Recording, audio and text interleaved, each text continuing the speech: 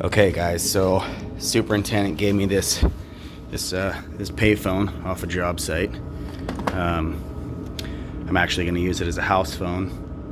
It's still got the wires and all that stuff. Anyway, it's kind of heavy, so I figured there was some money in it. So I cut the back of it out, and just to give you a little demonstration here, this is what fell out after I just cut the back of it out. But you guys got to check this out.